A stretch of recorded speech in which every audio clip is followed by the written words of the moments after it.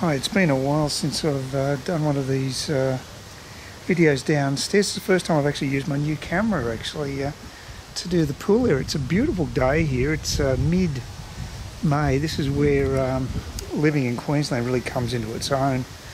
A beautiful warm breeze, and it'd be mid-20s, I would imagine. Yeah, couldn't fault it actually. This is a really nice day. The weather's actually been extremely good since I've come back from Vietnam. The January, February, March, not so good. It gets humid up here. At least it's only 1 year's experience, but that's what I've found so far. Anyway, I wasn't actually here to talk about the weather or how wonderful a day it is. Actually, this was actually more of a political little vlog. In regards to the budget that was handed down last Tuesday, the federal budget in Australia. Basically what it came down to is that the Liberal Party of Australia used to be the conservative alternative to the Labor Party and the Greens, has now joined forces with those other parties and basically put up the white flag, and now is a spendthrift party. They're just happy to throw money to buy votes and not worrying about trying to balance the budget anymore. They've given up on the whole thing, which is very sad. They used to actually show a bit more fiscal responsibility. Now it's just basically open slather, who can buy the most votes. The really disturbing one is the Gonski one. My mate Malcolm Turnbull, who is obviously no mate of mine, or either him or Morrison, I'd be the last guys I'd have a beer at at the pub. I'll tell you, I just don't warm to either of those guys. They've come up with this brilliant plan of just throwing money at education. Throwing bucket loads of money. We're talking about billions of dollars, tens of billions of dollars, that's supposedly going to buy ourselves a better education. Now, this is really smart move, considering that the first Gonski, which was exactly that model, has been an abysmal failure. Australia's performance on educational standard tests internationally has dropped since the Gonski scheme was instituted. And now Malcolm Turnbull's brilliant solution to our failing education is to throw more money at education and not address quality of teaching, which is obviously the major issue. He's basically acting like a Labor Party politician, basically beholden to the teachers' unions, who just want smaller class sizes, want more money for their members, and don't really give a rat's about the quality of the education they're giving kids. They're more interested in making classrooms political at the expense of real basic education, and it's showing. We're really paying for this now, and it's one of the major fundamental problems in Australia. And the Liberal Party has just basically thrown its hands up and said, we can't do any better than Labor. We can just basically do their policies and maybe spend slightly less money, but even that's not guaranteed. I don't trust them to do anything. Morrison has been an utter disaster as Treasurer.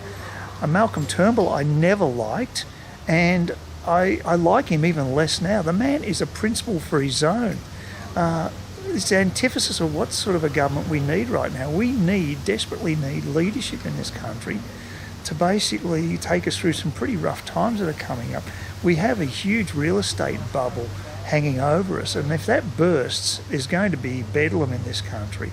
We've actually done pretty well getting out of the high of the mining boom. We've actually come down pretty softly compared to the past. And these days Australians are pretty risk averse and pain averse, and unfortunately part of life is maybe having the occasional recession to clear things out and to have deflation of assets such as real estate. It's just cloud cuckoo land, the prices in Melbourne and Sydney. Up here's not so bad. It's actually still very good value, but I still think it might be worth my while waiting before I take the plunge and buy real estate up here, simply because if the coffers in the people in Melbourne and Sydney dry up, they're going to be selling their holiday properties or their second properties that they may have interstate in places like Cairns. So I think there'll be a secondary effect on the market in that respect. So It's no guarantee that the prices here are going to hold up anyway. I wouldn't look at it as a capital accumulation decision anyway. It'd just be a lifestyle decision to buy a place here. In a certain way, you're better off renting because the body corporate is so high here. There's actually a really nice flat down the road from me, just here in Martin Street, on the market. It's less than 300 grand, which is great. It's a 2-bedroom place and it looks like a pretty nice block. But if you take the body corporate and the rates together, they're over 7 grand a year. And of course, they're not going to go down. So it's the ongoing costs that you've got to be concerned with. So I'd be inclined to buy a place that's maybe freestanding and I don't have to worry about body corporate at least. I'm still going to be up for 2.5 grand in the council rates, which is much higher than say down in Melbourne when I was in my little dog box. But the lifestyle here is so much better and I'm so much happier being here. So I'm happy to cop that. But it's you've got to look at both sides of the equation. So you might have a lower buying price and you certainly do get a bigger bang for your buck. But you do have ongoing costs that you've got to take into consideration when you own a property here. So just another thing to think about. But getting back to the political situation, it's very depressing for me, and it's causing a bit of tension even in amongst say right-wing commentators. You've got Steve Price's show on last Thursday was the last of the week, the budget week. He had Andrew Bolt on as usual, and Andrew spat the dummy and did this, he threatened to walk out on Steve Price. He's done that with Miranda Devine, and I can understand why he would with Miranda Devine because she's a bit of a Malcolm Turnbull worshipper for some unknown reason. But Steve Price just wouldn't let Andrew Bolt make his point. He was just harassing the guy and he just got fed up with it, even though they're good mates. He just said, look, I'm going to walk out if you do this.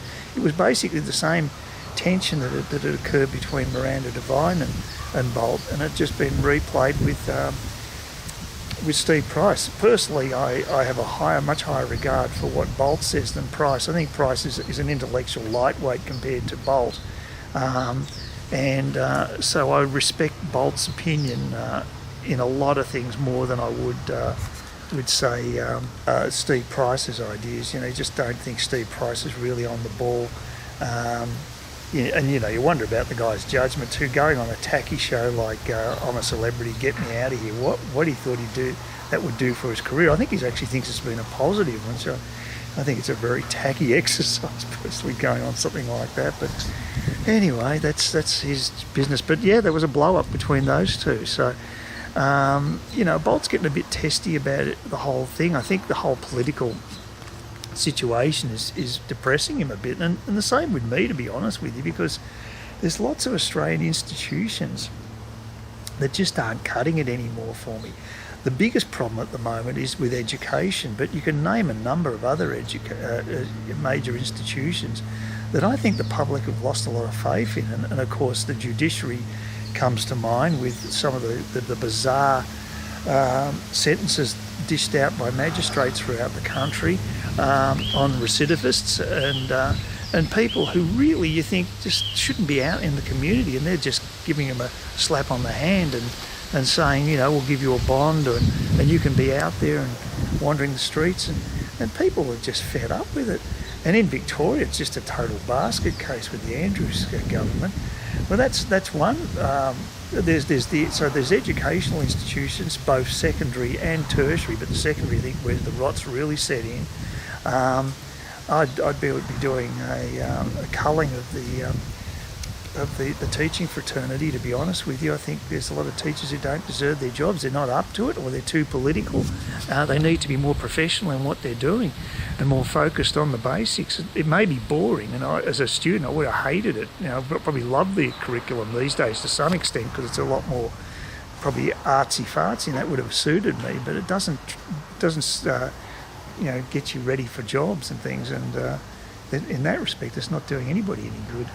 But and the other areas, obviously the judiciary, and which is it spills over to how the police forces proceed, and they've lost a lot of status because there's a lot of PC and behind the scenes with police and what have you, and the media. Well, the media here is as bad as they are in America, if not worse. And I think we need to have a Trump-like character to take them on, because they are basically are not observers anymore. They're participants in their own agendas, and they're pushing their own political line. They're almost like a political party, not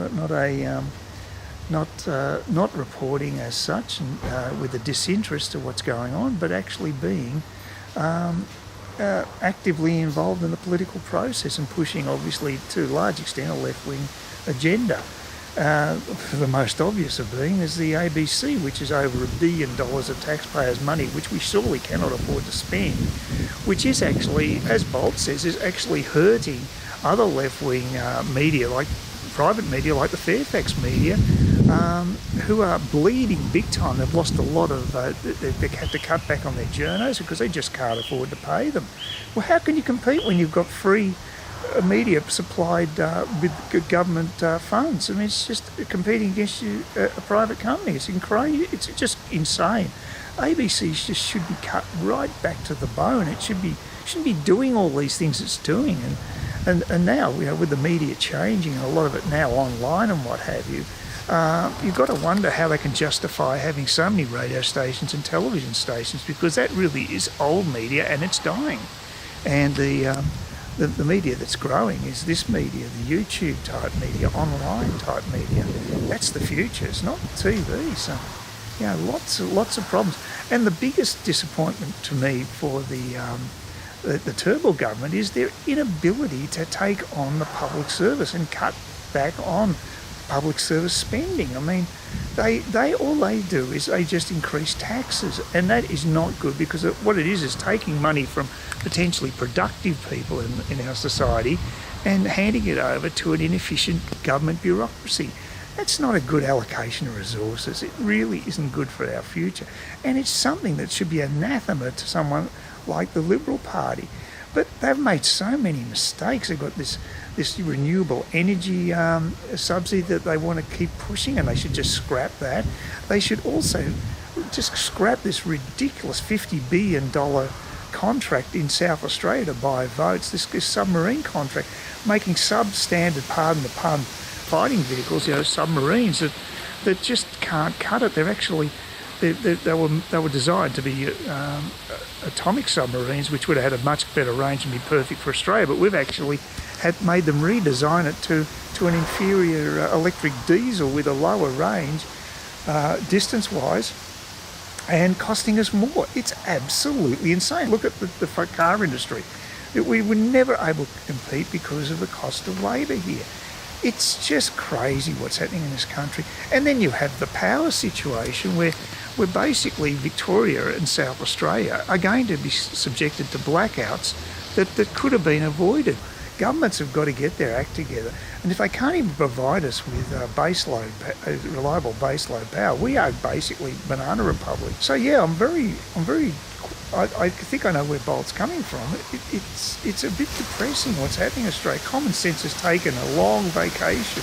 It's a very sad state of affairs, and I'm sorry, I'm very pessimistic. I'm usually quite an optimistic person, but this, we look around here, so you feel optimistic. They can't stuff up the weather here, thank God. But this is a great environment here to live in. The country could be a fantastic place, but it's been stuffed around, a lot of waste, a lot of misallocated resources, and it worries me.